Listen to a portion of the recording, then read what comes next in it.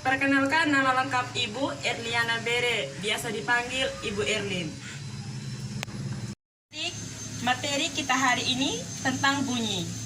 Indikator yang Ibu ambil menerapkan sifat-sifat bunyi dan keterkaitan dengan indera pendengaran. Apa itu bunyi? Tidak tahu, Ibu. Adik tidak tahu tentang bunyi toh? Bunyi merupakan sesuatu getaran pada benda yang merambat dalam bentuk gelombang. Baik adik, berikutnya kita mempelajari tentang sifat-sifat bunyi. Apakah adik-adik tahu ini sifat-sifat bunyi itu seperti apa saja? Tidak tahu, Ibu.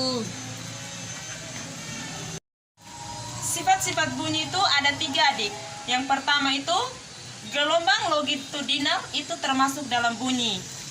Gelombang yang terdapat arah rambatnya sejajar dengan arah getarannya disebut gelombang longitudinal. Yang kedua, gelombang yang dapat dipantulkan itu berupa bunyi. Yang ketiga, bunyi yang merambat melalui medium atau perantara medium yang dapat dilewati. Ada 3 macam, yaitu zat padat, zat cair, dan zat gas. Bunyi yang dapat merambat paling cepat yaitu pada benda padat dan benda yang merambat paling lemah pada benda gas atau udara. Tadi adik-adik sudah mendengar tentang sifat-sifat bunyi.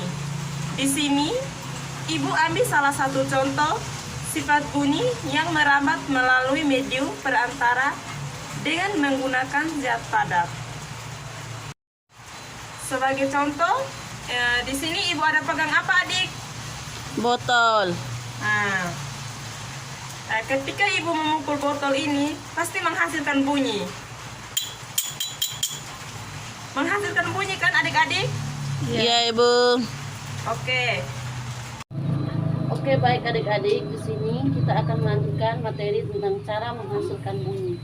Yang pertama, harmonika. Harmonika bunyi yang dihasilkan dengan cara ditiup. Yang kedua, gitar. Gitar bunyi dihasilkan dengan cara memetik senarnya.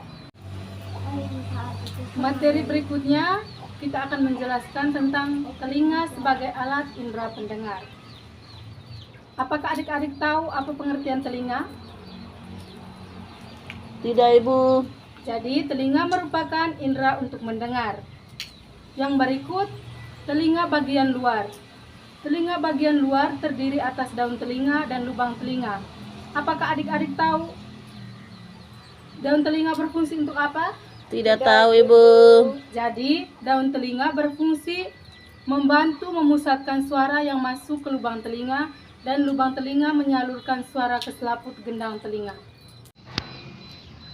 Yang berikut, telinga bagian tengah terdiri atas selaput gendang telinga dan tulang-tulang pendengaran.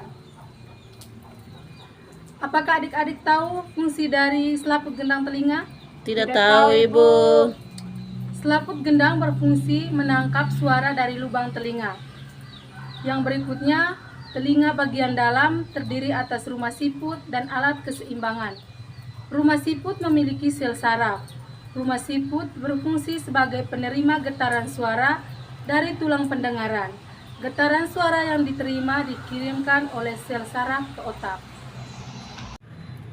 Sekian saja materi kita pada hari ini tentang bunyi. Terima kasih.